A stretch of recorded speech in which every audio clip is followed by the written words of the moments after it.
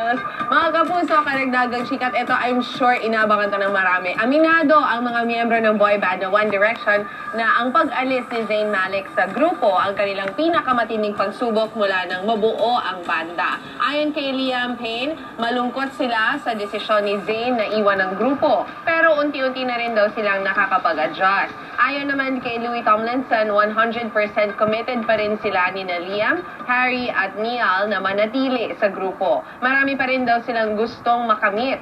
Sa ngayon, focus daw sila sa recording ng kanilang ika-5 studio album. Malaki naman ang pasasalamat ng 4 na miyembro ng 1D sa patuloy na suporta ng kanilang mga tagahanga. Inilunsad na ng GMA Network ang Kapuso Combo Panalo Promo.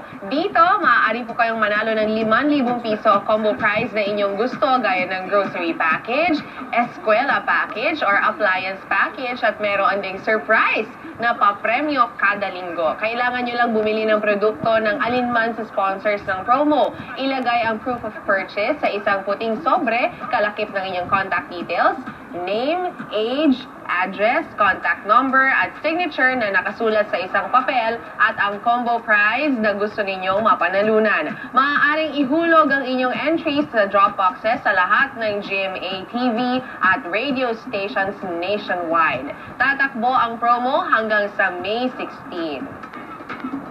Ayan, bili na at hulog na.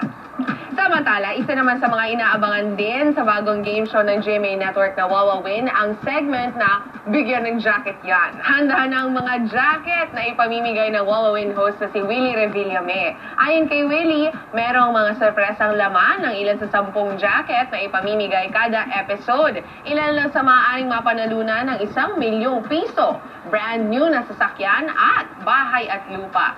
Samantala, malapit na matapos ang pagtatayo ng Wawawin Studio. Very hands-on nga raw si Willie dito at gabi-gabi niya itong ini-inspeksyon.